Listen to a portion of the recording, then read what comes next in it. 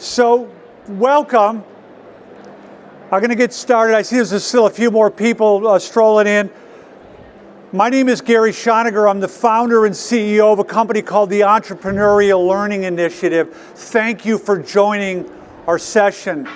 I'm delighted, I'm proud to present with my dear friend and colleague Tom Rue, who's the president and CEO of the NC Idea Foundation in North Carolina.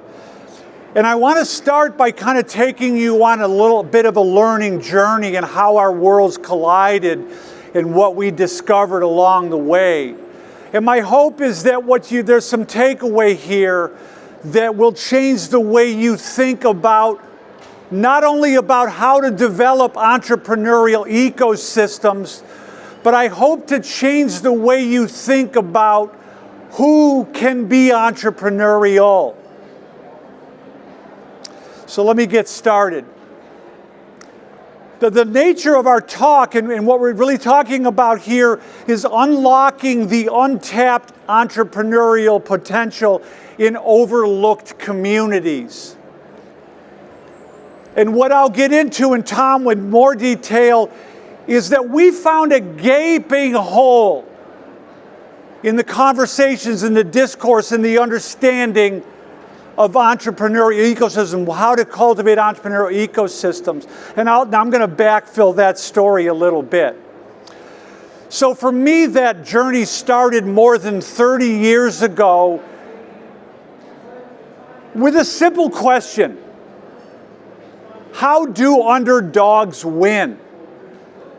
How do ordinary entrepreneurs manage to recognize opportunities that the rest of us overlook?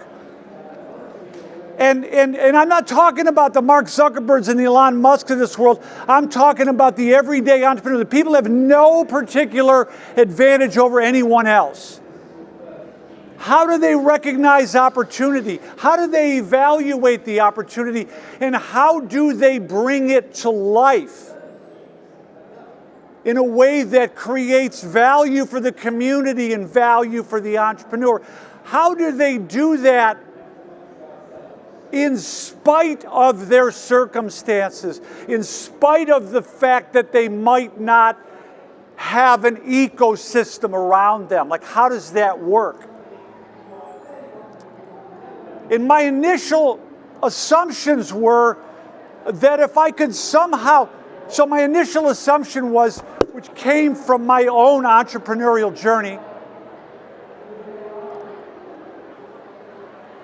that if I could somehow deconstruct the entrepreneurial mindset and articulate it in simple language, how is it different from a non-entrepreneurial mindset? Right? And sometimes today, people come to me rather impatiently, Gary, get to the point. What is an entrepreneurial mindset exactly? And my somewhat snarky response to that is, well, gee, I'm not sure. Why don't you tell me what a non-entrepreneurial mindset is? And you'll come to your own conclusions pretty quickly. But nevertheless, my original assumption, this is 1991. If I could deconstruct this mindset, it could be useful to other humans. Not just people that want to start a business, but anyone who might be languishing, anyone who might be looking for a more meaningful and prosperous life. And I'll tell you where the idea came from, if you'll indulge me for just 1 minute. My own entrepreneurial journey, I barely completed high school, never went to college, had a bunch of stupid, meaningless, low-paying jobs, became an entrepreneur out of necessity. Couldn't spell the word, never thought of myself as an entrepreneur. Had to figure out how to make myself useful without the guidance of another. And not too long into that journey, I started to realize that I'm making as much money as any of my mates that had gone off to university. and had followed a traditional path. And I'm as happy as anybody. I feel fulfilled. Life is good to me. I feel like I'm on to something. And one day I opened the newspaper one day, and there was a Metro section story about a guy that had lost his job. It was in 1991. This was when we started exporting jobs in the United States en masse. And it was a Metro section story. The guy's sitting on a couch next to his wife, and unemployment's running out. He can't find work. He's worried about losing his home. His wife is working 2 shifts at a minimum wage job to try to keep it all together. And my thought was, I can now see opportunity everywhere. It wasn't always like that for me. But because of my own entrepreneurial journey, I assume that my brain has evolved differently, and I can see opportunities everywhere. Why can't he see them? My assumptions were that I'm no smarter than this guy. I don't have any special dispositional traits, but simply that my mind has changed because I'm out in the world with a sharp stick and some duct tape trying to make my own way. It's no different than a blind. You lose your eyesight, your other 4 senses will coalesce to try to compensate. It's something like that. Those are my assumptions. And that's what set me on this journey. So I started to interview entrepreneurs. I didn't really know what I was doing. I started interviewing entrepreneurs in my own community. Started to look for books. There wasn't much out there at the time. This is in the 90s. You could find books about Henry Ford and Carnegie and all those guys, but nothing really helpful to explain the everyday entrepreneur. And fast forward 2008, I get hired by Cisco to do research for the Cisco Entrepreneur Institute. And they hired me to do 2 things. Well, the primary task was to find the gaps in the entrepreneurial education ecosystem. And it was there that, let's say, the camel got his nose under the tent. It was there that I very quickly realized that the way entrepreneurship was being portrayed in classrooms and small business development centers and entrepreneur support organizations was divorced from the reality of what a typical entrepreneur is actually doing. Almost no similarities whatsoever. I later found research to show. But newsflash, they ain't writing business plans. The typical entrepreneur doesn't have any money. They don't have very much experience in their field. They're not writing business plans. They're not doing a lot of market research. And they have a very small amount of money. They're not well sourced. So then Cisco said, well, what the hell are they doing, right? And I said, well, anecdotally, I think I know, but long story short, they gave me a platform to go out into the world and start interviewing typical everyday entrepreneurs.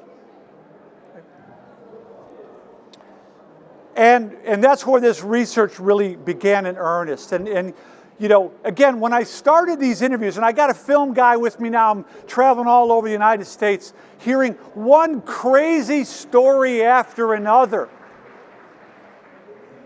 And I would encourage all of you to do this at home, right? If you start interviewing entrepreneurs, you're going to hear a crazy story. It's nonlinear, that's for sure, right? It's all over the map. Full of fits and starts, back, failure, start up, and redirect, and so forth.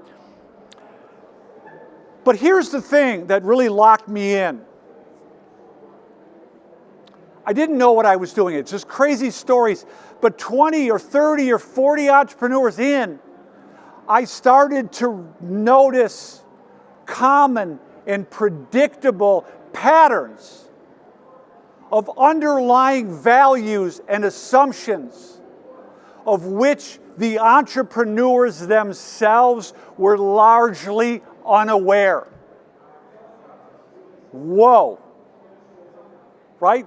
It took me a little time to figure it out, but what I realized, it's not their dispositional traits, as many would have you believe.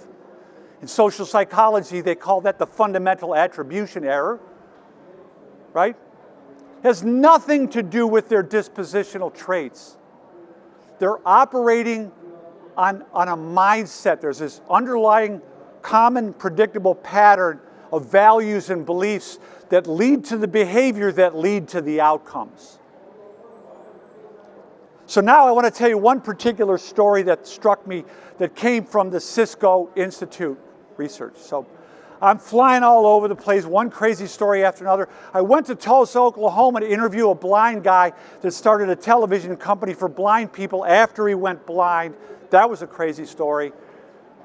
I had some time and I said, we need to find some more entrepreneurs. Somebody said, you need to go talk to this guy, Clifton Talbert. Never heard of him. What's his claim to fame? Well, he was one of the founders of Stairmaster. You guys know what that is, right? The exercise? Well, that sounds interesting. This is clamshell days. You can't Google search the guy, right?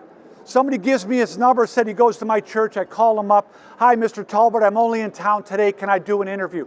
He agreed. I showed up 2 hours later in his office with a film crew, and he said to me, now, who are you and what did I agree to? I sat him down in a corner of his office next to a plant. And my first question, which is what I didn't realize, I was doing ethnographic research. Right? I'm like an entrepreneurial ethnographer. I said, Mr. Talbert, what put you on this entrepreneurial path? Do you feel like you were born this way, or do you feel like you learned it? Did somebody influence you? And he pulled this picture out of a shoebox, and he explained to me that he was born in the Mississippi Delta in a little town called Glen Allen, Mississippi in 1949. He was 45, excuse me, born to a teenage mother, didn't know a father. He said, for people that look like me, the work was in the cotton fields.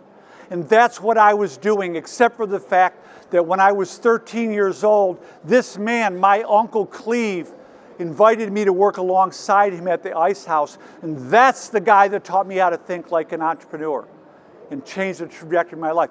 I didn't know it at the time. Clifton wrote 12 books, major motion pictures, lectured the Supreme Court, in addition to the Stairmaster, right? An extraordinarily successful man who attributed that to the influence of this unlikely entrepreneur. So, this is about the time I met Tom, and I'll get into that in a second. But it took me a minute, but I convinced Clifton that we should write a book together called Who Owns the Ice House?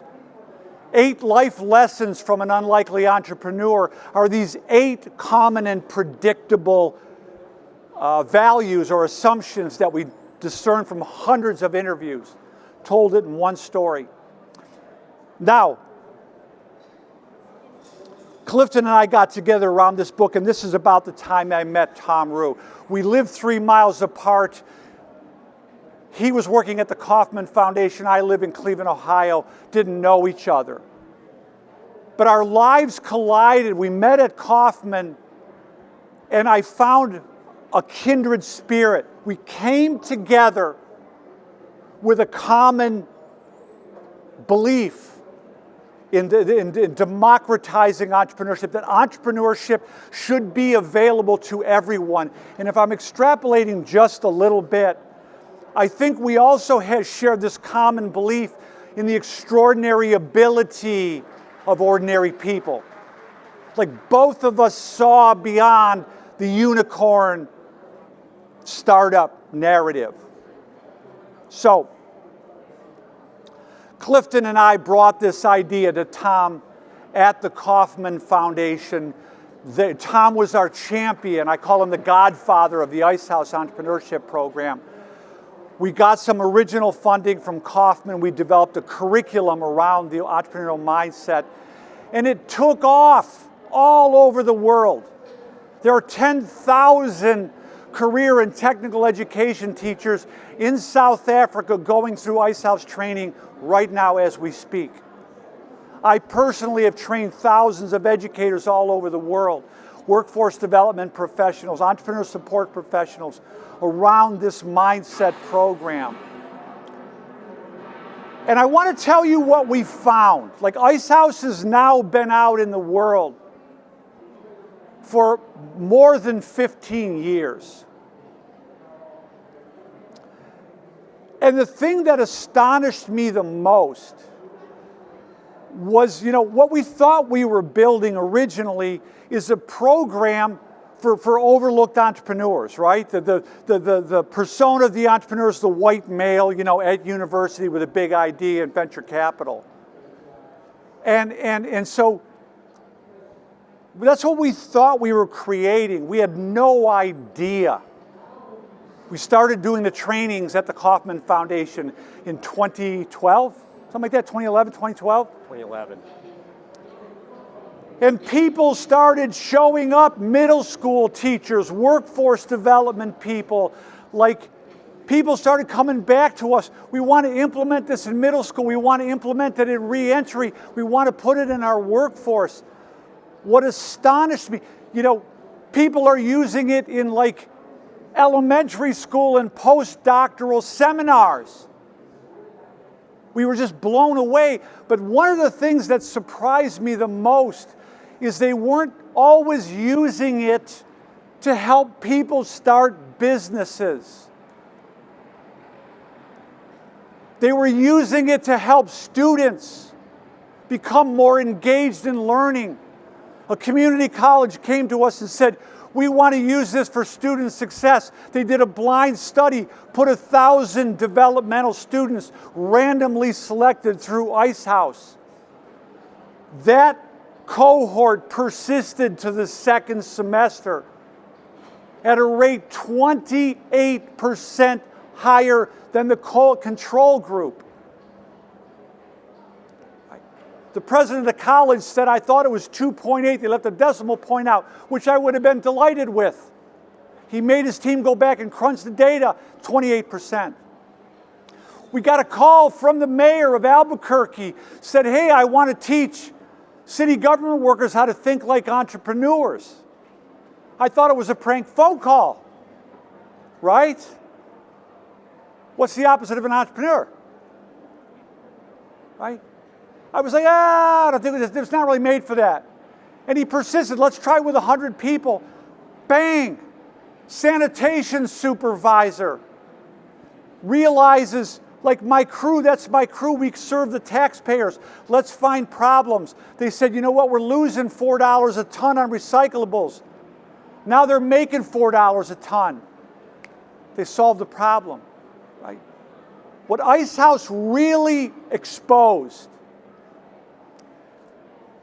is a vast, vast reservoir of untapped human potential that's lying dormant in people and places that are being overlooked or ignored.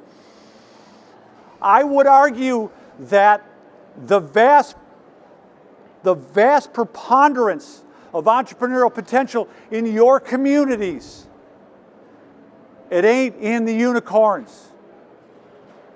Nothing wrong with unicorns, don't get me wrong. It's part of the ecosystem. But too often we're looking for love in all the wrong places. So, I got a new book, came out in December, called The Entrepreneurial Mindset Advantage, which I'll talk about tomorrow on the main stage. I brought about 100 books if you want to buy one. Otherwise, you can get it wherever books are sold. But I was invited to Harvard in early December to give a book talk. Not at the business school, but at the Human Flourishing Program. And I walked into William James Hall, it's a psychology building at Harvard. And I saw this quote from James on the wall.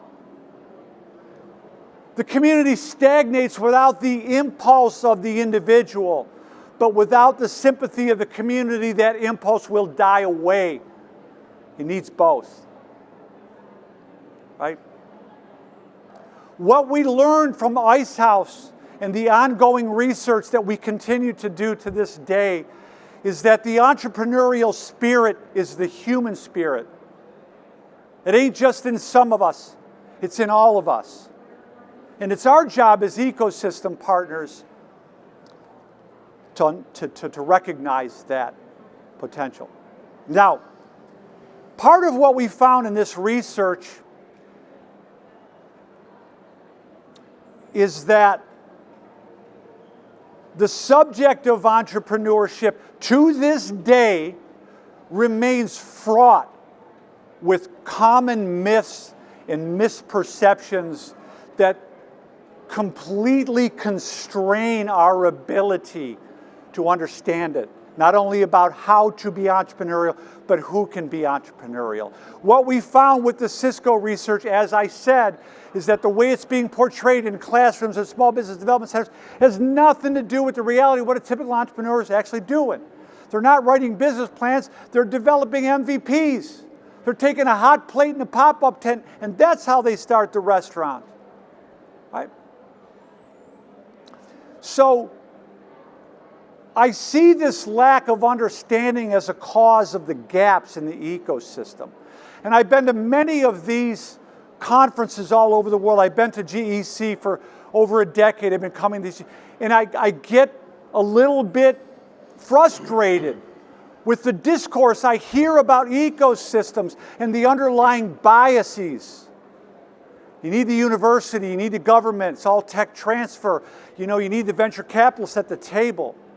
Yes, those are part of the ecosystem, no doubt, but you're completely ignoring the vast majority of the ecosystem. And what, you know, Tom is much more qualified to critique the entrepreneur ecosystems from his resume. And so I'm just going to end with this. Tom and I continue to work together on this, but now he's got the data to show the economic impact of supporting everyday entrepreneurs and the work he's doing at NC IDEA. We at Eli are grateful and honored to be a small part of that. And one of the first things Tom did is carpet bomb North Carolina with our Ice House entrepreneurial mindset. Because part of what we found is that there are millions and millions of people out there that have entrepreneurial aspirations, but they think you need to go invent something, you need venture capital, you need to quit your job and put yourself in financial risk. They don't understand it. So I want to tee up Tom's work with a very short video that gets to the high level of what he's doing. This is game-changing stuff, the economic impact of supporting entrepreneurs. I'm not going to steal your thunder, is nothing short of astonishing. If you'll indulge me for just 1 second.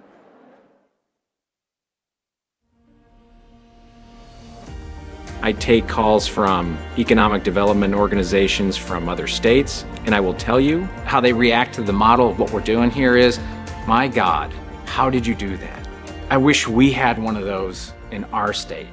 In 2005, NC IDEA began with a simple focus: to decrease the funding gap for early-stage, high-growth, technology-based companies with no strings-attached funding.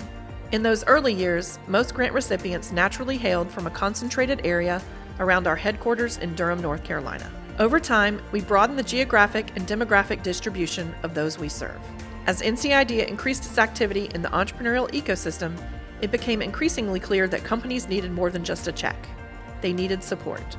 We were learning new markets. We were figuring out how can you deploy the money outside of RTP. We adapted, we modified, so we did that year over year. And now you go across the state and everybody knows about NC IDEA and the good work that's been done. Fostering an ecosystem that enables individuals to turn innovative ideas into scalable, sustainable ventures is a powerful approach that leverages entrepreneurship as a driver of growth, job creation, and lasting wealth. There's nothing else like it anywhere in the country. That's one of the remarkable things when I got involved. It just doesn't exist.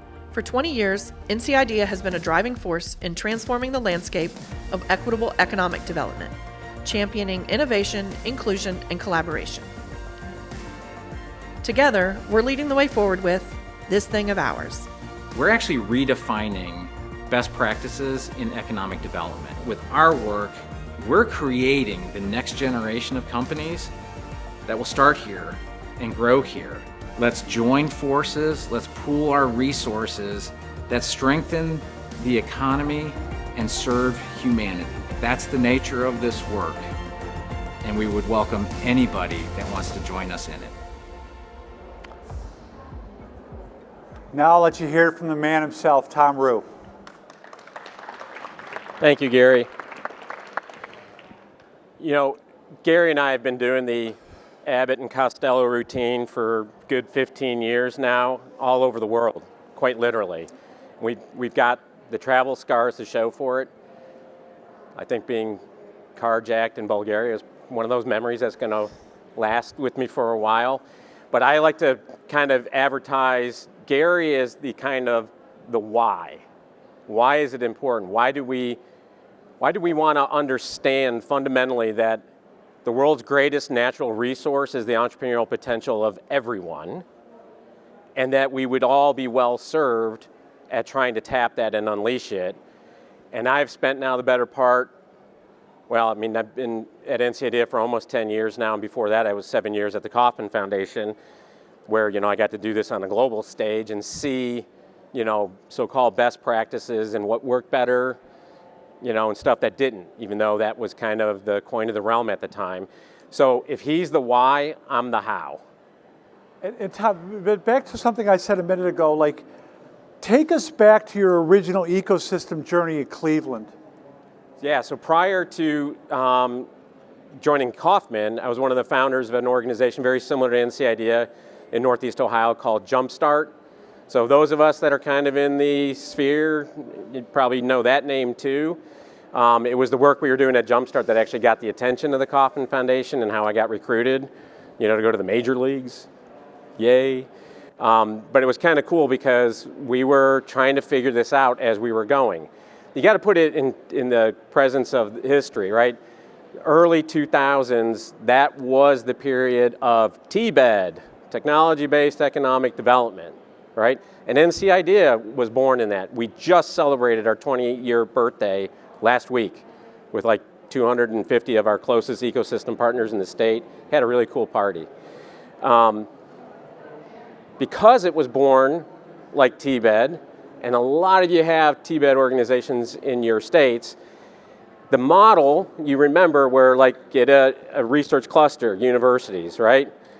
In North Carolina, I'm in the Park, RTP, which is basically a triangle that's Duke, UNC, Chapel Hill, and NC State.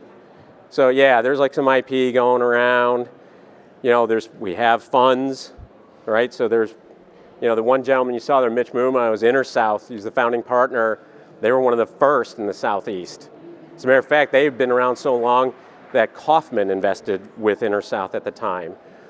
But what that meant was, over time, that model, the funding outcomes, and I don't mean, to cast aspersions on the past, but that meant 90% of the funding went to two white dudes from Duke with an app that fill in the blank, because that was the model, right? And again, I'm not saying anything bad about that. That was just kind of inevitable because of the way it was structured, where it was structured.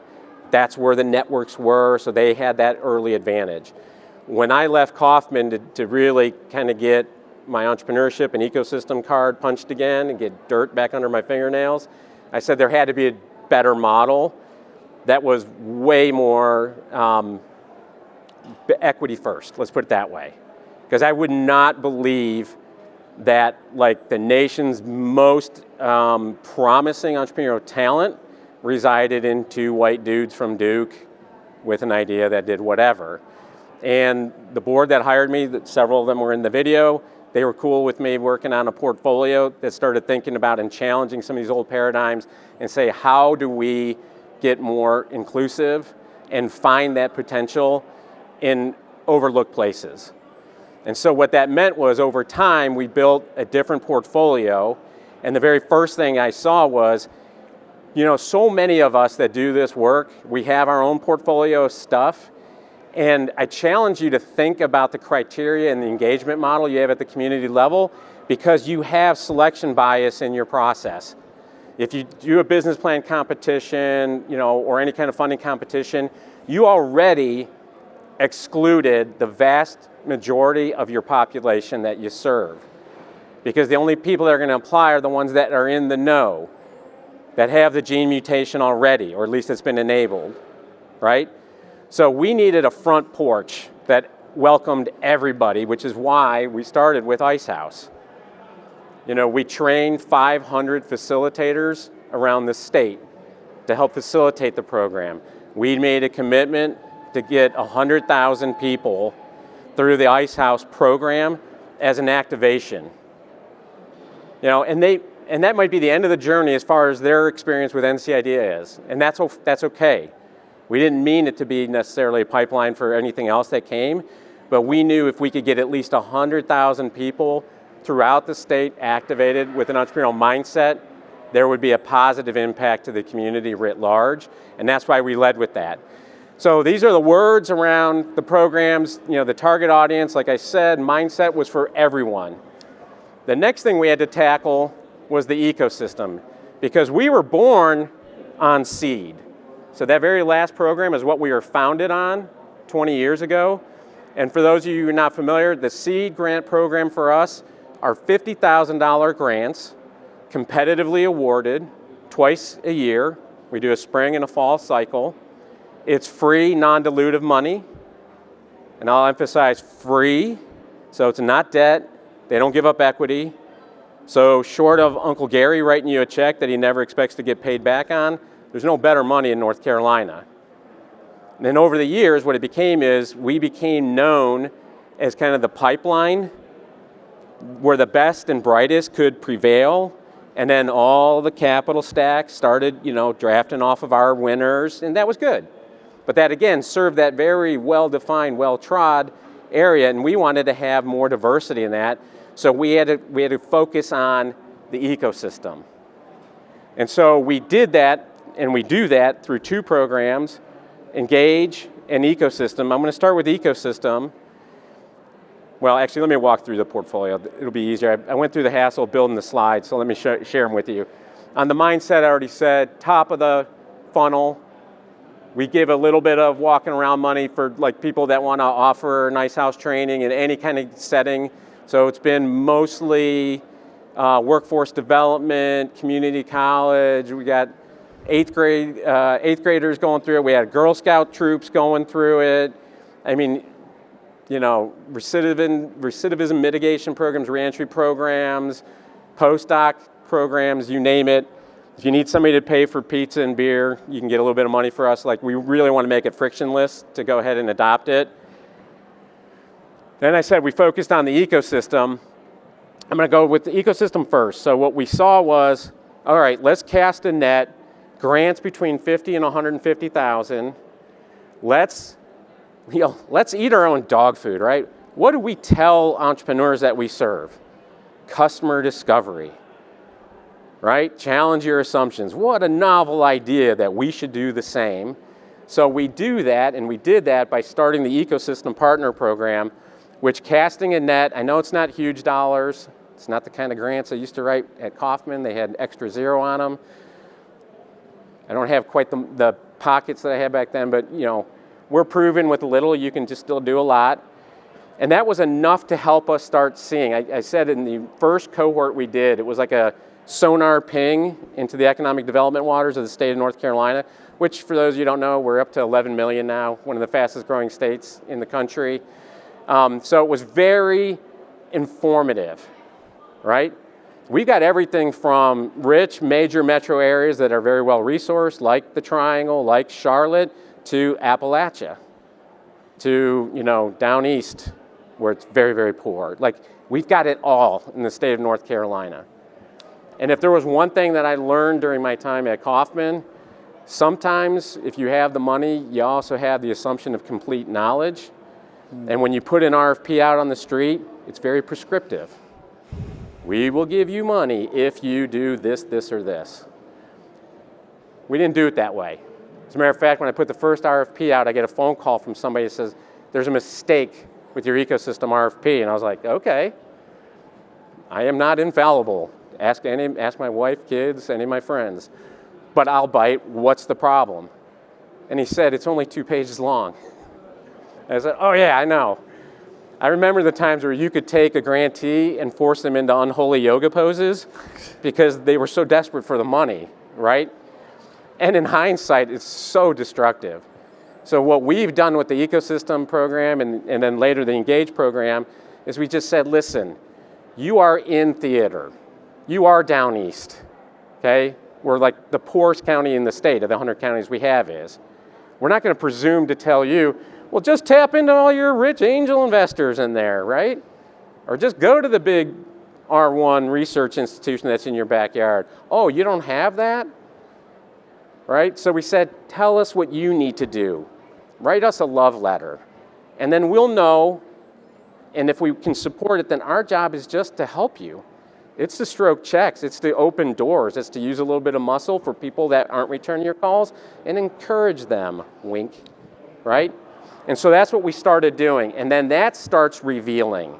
That helps us even further with customer discovery. It allows us to do gap identification. But we also wanted to understand who else do we not know?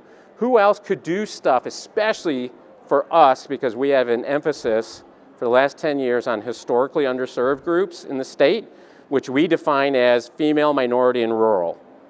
Again, before I got there, over 90% of our funding went to white males in the major metro areas, which means the Triangle and Charlotte. We wanted to change that. Not by lowering the standards, it's still high growth. We're not doing lifestyle. We're still looking for high impact companies, right? So how did we go about doing that?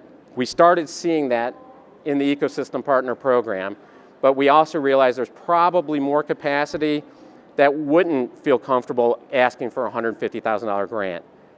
They wouldn't have the resources to even write a grant application. So we went further upstream and created the Engage Grant Program, which one of my board members at the time called, and he meant it as a compliment, this is our walking around money to help us find, the people that are out there serving more people than we have access to. And that's, typically $5,000 grants. They can be as low as $1,000. Sometimes we've gone up to, I think, 20. And that's like, oh, you want to do a startup weekend? Yeah, we'll bankroll that. You want to have a book club around Ice House or other programs? We'll pay for the pizza and beer. But what it helped us identify were more organizations, and frankly, let's be honest, at the Engage level, it's individuals. These are, people are for-profit companies, but they are so uniquely qualified in their community, so well known, we got to borrow their credibility, right? And so we funded them, and then in subsequent ecosystem partner rounds, surprise, surprise, now 2/3 of the ecosystem partners came to us first as an Engage partner because we could work together on a small demonstration project. But collectively, what they're doing is they're helping us level the playing field because for so many of us in this space, like I said, it's a tried and true, it's a tried model, I don't know how true it is. We have this set of programs and anything less than that is kind of seen as foreign. And when I've made my argument for why we want to focus on being more diversified in this work, which I know in the current environment is kind of a weird thing to say, but when you're a private foundation, you're not funded by the feds or the state, you can still say what you want. It's only I have to rely on the fact that my directors don't fire me, and there's one in the room right now, Krista Covey. So please be nice, and if you really want to tell me I'm full of shit, see me afterwards when she's not around. That'd be great. Krista, by the way, valued ecosystem partner. She's president, CEO of First Flight Venture Center, the state's preeminent accelerator for high tech and bench science. So any of the coolest stuff coming out of Research Triangle Park, she's making that a reality, right? And that's what we've done. We've built this great network because leveling the playing field was the real frontier we were fighting on. People that would push back on me for whatever their personal motivations, the fact that anybody still tries to argue with me about equity being important, I don't get. But I'm like, for too long, this work has been like, imagine a little league team playing baseball, and then this big $1 million motor coach pulls up, and the New York Yankees walk off. And then you guys say, all right, play ball. You're both playing baseball, except for the fact that the one is a little league team, with like torn mitts and bad bats, and the other one are the freaking New York Yankees. That's not a fair fight. So all the investment, and you saw that on the video, millions of dollars, hundreds of grants in the ecosystem, did a lot of the heavy lifting for us to bring up more people of diverse backgrounds to be competitive. And that was super intentional on how we were going to do that. So seed, that was what we were founded on. We just completed the spring cycle, which is our 39th cycle in 20 years.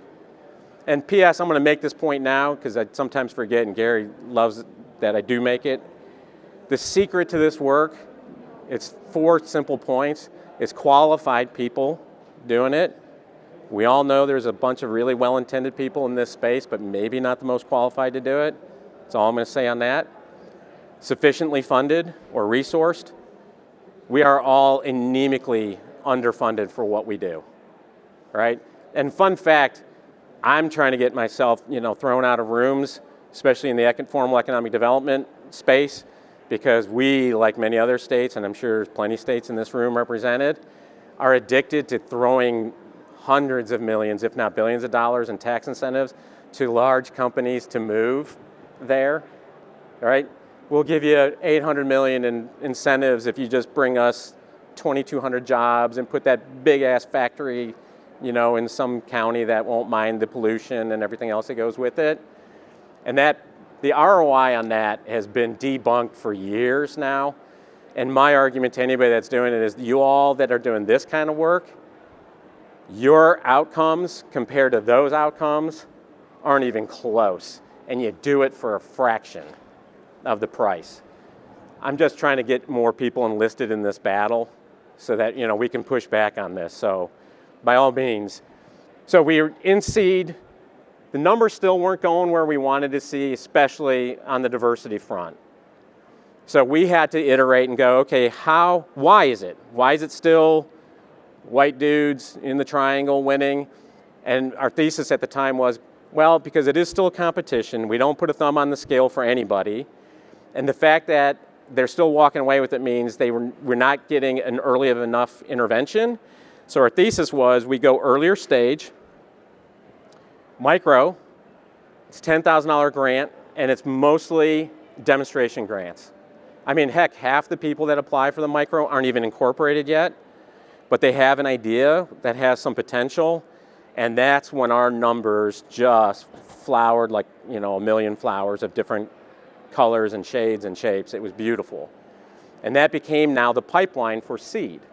So like I said, we just announced our latest seed round, and 60% of the seed grantees started first as a micro grantee. And even though we don't track any particular demographic, we don't favor anyone over another, but black women are at the moment our fastest growing demographic in winning the grants, right?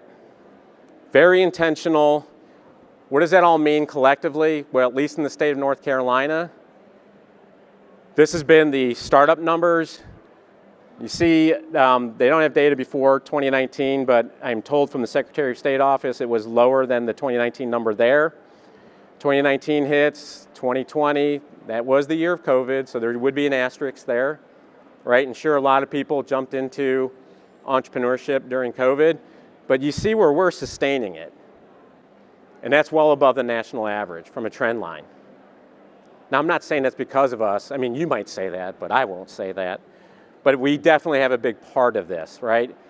Because having that mindset that I am capable of starting a company of high growth and high potential, that is now accessible in the state of North Carolina. And we're very, very intentional about that. I mentioned the Secretary of State. They came out with an incredible report just last year. I actually call it a silent bomb because I read it and it was just like a holy shamoly moment for me. And not enough people, especially in economic development areas, were reading it. And this is, the two biggest features from the report. And that said, this was a self-reported study. Over 6,000 people were surveyed for this study. And they identified self-sufficiency, that my company is going to be at a big enough level that I feel good about and I'm going to be hiring people. They peg that at 6 figures. You get to 100,000 in revenue or better, right? And per the report, if we help just 5%, not 50, 5%, get to that self-sustaining level, self-designation, that's 24,550 new jobs with an economic impact to the state of $1.5 to $2 billion starting year one. And that's an important designation because, like, again, in North Carolina, the JDIG tax credit program where a lot of this money is given away to the big companies, the most egregious ones, they get over 3 decades to make good on the payback. So the state goes ahead and goes deep, and they get 3 decades to make good on it. If we just help 5% of the nascent firms get to a 6-figure revenue standpoint, we're adding $1.5 billion to the economy year one. And by the way, that becomes additive, right? So that same group then is that $1.5 billion in year 2 and in year 3. And then if in year 2 we get another 5%, guess what? That's now $3 billion. You see where the math goes on this? This is why we do what we do, right? Is to make this point. And I got to tell you, folks, and I don't mean to exclude any of the foreign people that are here, because North Carolina is a state of 11 million people. I mean, it's a country, it's the size of many countries. If we can do it in North Carolina with the portfolio we have, you can do it in your states. And frankly, some of you with more assets to use, it's just a question of political will, getting the right people at the table, making the argument for it, right? That's why we're putting ourselves out here to say, if there's something about this that inspires you to do it there, by all means do that. Because for us, what that has meant is our 90% white male major metro, it is now 70% female, minority, rural. And we did it without disadvantaging any other group. That is starting to get more national attention. The NASDAQ Entrepreneurial Center recognized that I got to go to DC. This was Times Square. In particular, they were calling out our commitment to equity. So we're one of the equity innovation leaders on what we're doing, and they wanted to call us out for that. So that was fun. I got to go do that last year. And so that's my story. Happy to listen to others and have a conversation. This is when I hand it back to my partner in crime. You can hang on to that. Just click it one time. Perfect. Unbelievable, huh? I got to tell you, when I first saw the data from North Carolina that Tom just reviewed, the impact of supporting everyday entrepreneurs, just my mind exploded. Like, now we have evidence of the economic impact of doing this work. But I want to close, and we're going to open this up to conversation with you all. But here's where my part of this puzzle is taking me. Like, the economic impact of supporting everyday entrepreneurs, thanks to my dear friend Tom Rue, we now have evidence.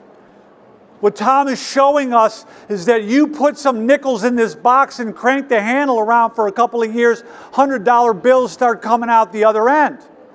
Let me add something to that, because some of you might be wondering. I mean, you can look up our 990. I like to say we're like a small Kaufman. So assets, we've been fluctuating in the 10 years I've been here between 50 and 60 million. We're down closer, we're at 50 and slightly below. We've been overspending for the last 5 years. My board is a big part of our secret to our success. We've all served on boards, right? where it'd be like sacrosanct, you don't spend any penny you don't have to. I know when I was at Kaufman, we were proud about the fact that we had an underspend carry forward. At NC IDEA, we have a 5-year overspend carry forward. When COVID hit, my incredible team, who's the other half of our secret sauce, we came together and said, people are hurting, we have to do more, we should spend more than we are required to by law. We went to the board and the board said, rock on. You know, and it's not, that's not the way you grow your endowment, to overspend. You know, I've been projecting multi-million-dollar deficits for the last several years, but we want to have impact and we want to have it now. I will let you in on a secret. I'm thinking, for God's sakes, we've been at it now, we've got receipts. There are some pockets of money out there that can help us in this, because here's another thing, if you start down this path, I'm going to preempt one little frustration. Every grant cycle you do, and this has been true for us in the 10 years I've been here, we draw the line, you know, we just announced the seed grant winners, 128 applied, we made 6 awards. The difference between number 6, the last one to get the grant, and number 7, the first one that doesn't get funded, number 7 is just as worthy. So is number 8, so is number 9. There's always a cliff somewhere, but it's never where we draw the line. We draw the line because we have a limitation to our funding. But all the work, because we rack, stack, and pack every applicant. We have like a core review team, volunteers, about 200 people that we've curated over the years, SMEs. All of the funds have a managing partner on because FOMO's good. They want to see the coolest stuff before it's ready for prime time, right? So, sorry, I was going off into the weeds. you just messed up my whole flow there, Tom. Sorry. No, it's all good. Sorry, Gary. We've been doing this a long time.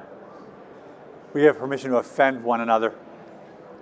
But like what Tom has done, and you saw it in the video, there's nothing like this in the United States. Nothing.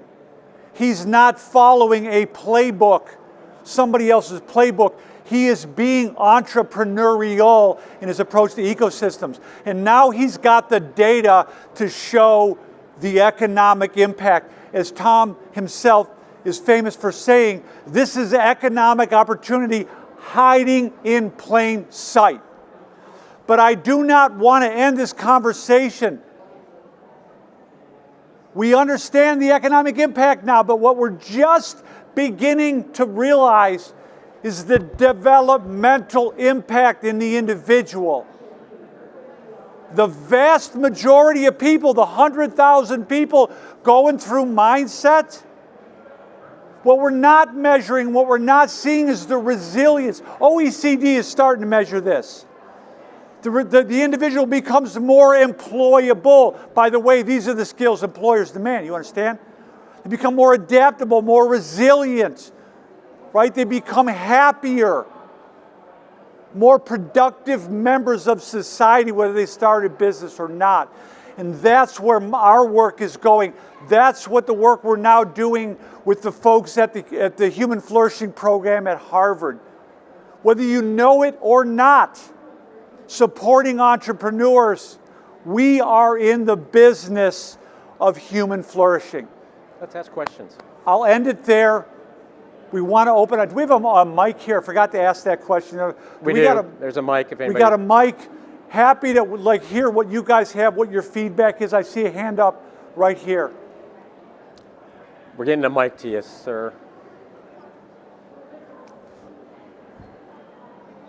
Hi, just basically just the question of how did you, or how are you working with your Secretary of State in North Carolina? You mentioned that for the study. I'm based in Indiana, and that's definitely something that we've kind of identified of a lack of coordination between our more traditional economic development and then our Secretary of State's office, because they hold most of the information. Yes. And it's just really hard to know what you're doing if you don't have that information. information. No, trust me, I can relate. In North Carolina, it's even, well, it might be the same in Indiana. So state is who Secretary of State's office tracks in corporations, but then we have this other little department called Commerce, right? And they try to carve out like the economic development, and they're the ones that actually fund EDPNC, which is the Economic Development Partnership in North Carolina. They're the ones that do the big deals, right, and bring everybody on. and basically I'm wearing them down. So I've been trying for years, and just this year, actually it was last December, one of my former board members is on the board at EDPNC, and she got me invited to a board meeting in December. So we just had a meeting on this last week. If we get any momentum on that, it'll be a year in the works. I wish I had some cool answer to that, like, yes, we use some strategic way to get in through. It's wearing them down, man. And like at some point, like they took a meeting with me because they've been tired of me just talking smack about them in every editorial I can write. Because, you know, when we look at this in the state Secretary of State report, I was at the EDPNC meeting, I put that slide up, I showed that, and I said, that's 24,000 jobs. I think we offered Apple, what was it, like almost $1 billion for the promise of, was it 6,000 jobs? So 6,000 jobs, there was going to be a tax, there was a tax incentive on the table for $900 and some million. If we were willing to do that, you've got this job creation engine hiding in plain sight. For goodness sakes, just give us like 10% of what you're willing to offer to like a huge multinational, right? And we will make it rain. I'll give you a little trick I love to do. We all have these announcements, right? Such and such company pledges $2 billion investment in the state, you know, 3,000 jobs promised for a tax incentive package of X dollars. Take the value of the incentive package and divide it by the number of jobs promised, and you get what I call the cost per job number. And it's usually something incredibly obnoxious, like 40, 50, 60, some cases 6 figures, right? If you all have your phones handy, we've done in the last 20 years, 25 million gross. About 13 million of that has gone to actual companies. So somebody tell me 13 million divided by 5,000. That's our cost per job. Yep. And we take that credit because we are always the first external funding in. So, you know, there's a lot of people that want to adopt the winners, but we really are the absolute first money in on way over 90% of those we fund. So we take a little bit of extra credit, plus the people we fund tell us that. Question? Todd, wait. So 1 second, sir. I would be remiss if I didn't point this out in my comments earlier. One of the astonishing things that happened with Ice House, I told you about it's being used in all these different ways we never anticipated. But what I didn't tell you, I forgot to tell you, that what we discovered is that in the right hands of the right people, Ice House Entrepreneurial Mindset program was transforming entire communities. And Jim, if you would just stand up for a minute, identify yourself. This guy right here, Jim Corral, stumbled into Ice House in 2012 and almost single-handedly transformed the economic landscape of a small rural community called Independence, Kansas, by starting with training mindset. So I'm sorry to put this back in the middle of it, but if you all don't know Jim, you should get to know Jim. Thank you. Question to Tom. For those jobs created, are they mostly in non-tech sector? Meaning you don't need programming, it's just a lot of service job? Or can you share us more about what kind of job they are? So, thank you. Very, very few. So we don't fund a lot of service industry. And we are agnostic. Like the list of what we don't fund is probably more telling, like we won't fund pharma, medical devices that have to go through clinical. So we have funded everything, you know, from ag tech, advanced manufacturing, textiles. So most of it is production. It's like building stuff. And I'll give you my favorite example. You know, Micro was, you know, our exploratory program, the $10,000 experiment, right? 3 years ago, we get an application. 2 immigrants to North Carolina, not to the country, but like relocated. They happen to be SpaceX, early employees at SpaceX.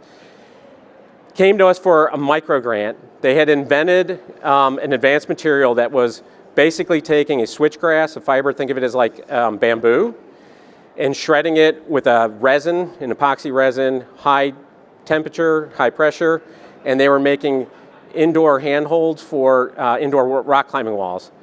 Huge TAM, 30 million, if not more. And those of us doing this work know that's an inside joke, which means to say it's a tiny market. Nobody, no venture capital would fund it. Like it was like, no way, no how, but they were really smart and the tech was really cool, right? And so this was, you know, if you know the analogy, you bet on the horse or the jockey, right? The jockey is the founder, the horse is the idea. We were like, we're gonna bet on the jockey here. They're gonna find a better use for this technology. In 3 years, they now have 128 employees. They've raised $28 million. They have a standing order for $500 million of their product. What they did was they did find a better application. They are now making OSB siding, which is the big panels that, you know, when new houses go up. That stuff we've all seen 1,000 times. That's very old tech, very bad for the environment. That's made with 40-year-old loplolly pines that, you know, take 40 years to regrow. And they found that basically growing this grass, which is like bamboo, in old fields that's very well suited for tobacco and cotton fields, which we happen to have a lot of in North Carolina, and they can cut it like grass. It regrows like grass seasonally 3 times a year. And they are now making these panels and they are reinventing the construction industry such that D.R. Horton is also on their cap table. So they are a big, significant strategic investor and $500 million. They can't make the panels fast enough for D.R. Horton, right? They're gonna be a unicorn and they are in a rural community. They took over an old cigarette factory because it had all the equipment and power that they needed and all the surrounding tobacco fields that are now growing their proprietary grass. But for a little discovery grant opportunity. That opportunity is in some other state now. Thank you very much. My name is Harald Eisenhower. I'm co-founder of Deep Ecosystems, and we're building a global club of angel investors for ecosystem builders, so ecosystem angels. I think both of you would be great angels. My question to you would be, as an ecosystem builder, if you turn back the time 20 years, 30 years when you started, what's the best way to start when it all looks so difficult and you need to build an alliance and find support to hand out? I think it's no different than than the challenges to those you serve, right? Don't forget who we serve. Everybody in this room, right? I don't forget. That helps me. That's my North Star. So like sometimes when like the capital stack comes around, you know, they don't lack for confidence and they suggest what we should be doing. It's like, no, I don't work for you. You're the beneficiary of our work, right? We're de-risking good deals for you. So what do your founders do? They have to keep telling that story. They have to keep grinding it out. Build your posse, right? Don't waste your time on people that don't get it. But that I've only come to as I've gotten older in doing this, and you have less F's to give as you get older, right? Like I go find the people that understand what we're trying to do, and if you're willing to get on the same end of the rope with us, then let's go take that hill together. And I know I'm talking a bunch of cliches and metaphors, but that's the nature of this work, man. Right? We are just now starting to change the narrative at the state level, and I'm 10 years into this. So, hey, Tom, can I ask you to talk a little bit about, you and I have talked about this, like it's too easy for ecosystems to be over-influenced by the capital stack, let's call it. Yeah. Like the wealthy people in the community tend to dominate and they favor the high potential entrepreneurs. And so the ecosystem is very limited by that. It's an easy trap to fall into. They also favor the tried and true. And this is where I am going to get myself in trouble because there are people here, I've already had conversations with them. I'll try to soften this, right? People, I do this work, I take a call and they say, well, we're taking a junket and we're going to Silicon Valley. We're going to go see what they did. Or a company, one of several in this space that names you'll recognize, they're trying to bring a franchise to our community, right? And that happened. They're a big national known one, the venture studio model. I'm sure a lot of us know them. One of our ecosystem partners in the triad, he calls me and he says, hey, my benefactor is willing to stroke the first check for 100 grand. I'm getting ready to sign this agreement. What do you think? And I'm not saying that the programs in these companies don't do good work, but I'm going to give you a question to ask. Steal this question, please. And I asked him this. What are they going to do for you that you can't do for yourself? Because if you sign that deal, you're going to have a great photo moment. Everybody's going to be excited. And oh yeah, the big brain trust from out west or Boulder or wherever is going to come here. And you know what the very first thing is going to be? Okay, now we need you to bring your network together. We need you to bring everybody to the table. We're going to have to do learning sessions, listening sessions. We're going to do some groundscaping. These are all the $100 word, consulting contract words. We're going to build the inventory out for you. We might take some of you, the chosen few, and we'll go to Northern California or we'll go wherever. We'll do a week. Here's our model. PS, it's just their framework for selling, right? But if it's theirs and it's proprietary, you feel like you're getting something for the money, you're going to do 95% of the work.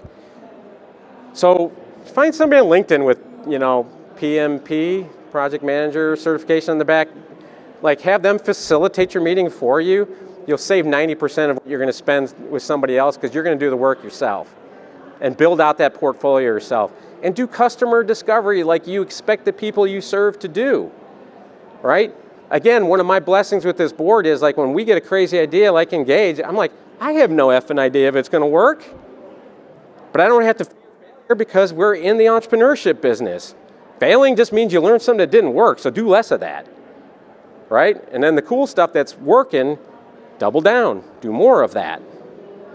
But you've got the power to do it yourself. Yes, ma'am. Can you wait just a second? I'm sorry, I can't hear you. With the microphone is better. Sorry. Thank you, sorry about that. So for the micro and the earlier stage stuff, like when you issue the funding, what kind of like support as far as like education and all that stuff is it paired with? I'll give you $5 later. So, like I said, we iterate, right? It's a learning experience. So the first couple rounds we did, we were like, hey, congratulations, here's 10 grand. I mean, we still do expenditure responsibility. We have contract. We've built these proprietary systems on Salesforce because we are a private foundation giving money to for-profit companies, which would scare the crap out of a lot of you in this room. And trust me, I used to think it was pretty cavalier until the IRS tried to close us 3 years ago. And 150 grand in 2 years of my life I'll never get back later. We prevailed. Spoiler alert, I'm still here. But we were experimenting and saying, here's your 10 grand and like, good luck. And we saw very high failure rates. Like we were getting closed, because we survey them twice a year, and we were getting notifications they closed, and we were like, oh, you can't just stroke checks. And so we had this voluntary program for the community called Labs, and that was like anybody, if they got funded from us or not, could apply and go through Labs cohort. We shut down just like its public program, and we made it mandatory. If you win a micro grant, you contractually agree to go through Labs programming, and our success rate went whoop. And now it is the #1 predictor if you're going to be successful winning a seed grant, if you go through, micro first because you went through Labs.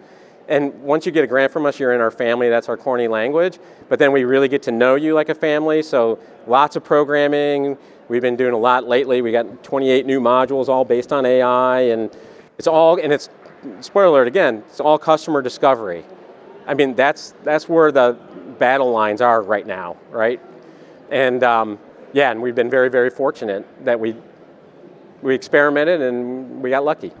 We got one more question here, Tom. Don't ask me about Research Triangle Parks. Well, I'm sorry. Brian Darmody from the Association of University Research Parks, RTP. We go way back. Yes. So like an hour and a half ago.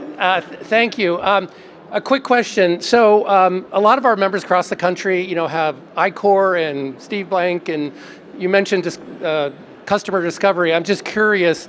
Obviously, that's limited to white guys from Durham, universities. But what elements of the kind of ICOR program do you incorporate in your program? So ICOR is a great program. One of our most cherished partners was UNCC Charlotte. so not in the triad.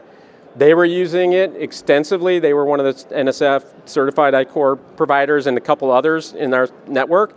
So we find that coupling with them and letting their people that went through I-Core and making them just aware of our program, they prevail much better because they've already got a lot of the customer discovery figured out.